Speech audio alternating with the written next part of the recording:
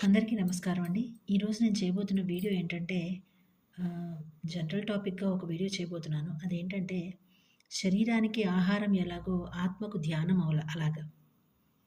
అవునండి. నిజమే. అసలు ఈ శరీరం అంటే నేను అని మనందరం అనుకుంటాం. ఎవరి శరీరానికి వాళ్ళే యజమాని అనుకుంటాం. కానీ కాదండి. ఎవరి శరీరానికి వాళ్ళు యజమాని కానే కాదు. ఎందుకంటే ఈ శరీరము ఇందులో ఉన్న ఒక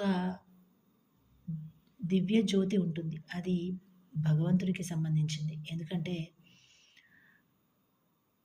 మనిషి ఎలాంటి వాడైనా కావచ్చు. ఆ సృష్టి పరమాత్మ చేసిన సృష్టిలో ఈ మనిషి ఎలాంటి వాడైనా కావచ్చు.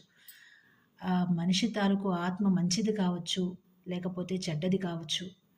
ఎలాంటి వాడైనా మనిషి కావచ్చు. ప్రతి జీవి భగవంతుని చిత్తమేనండి. భగవంతుని బిడ్డలేనండి.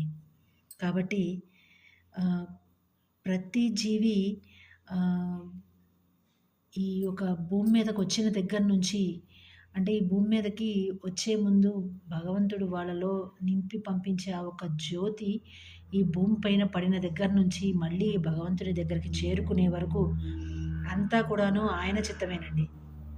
ఇంకా చెప్పాలంటే మనకి ఈ మానవ శరీరానికి ఆహారం ఎలాగో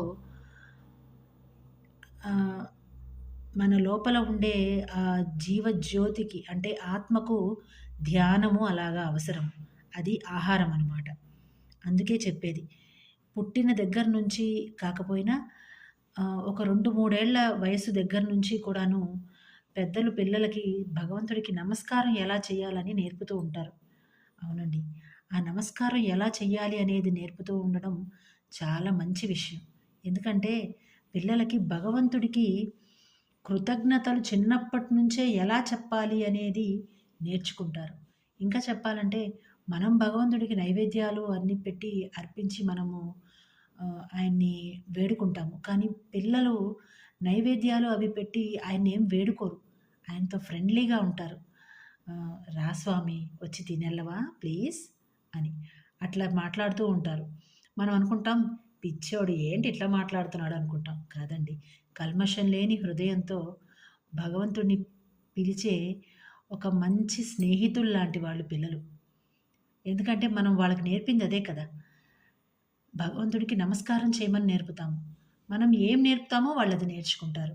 అట్లానే, అట్లనే మనం ఏం నేర్పితే మనలో ఉండే ఆత్మ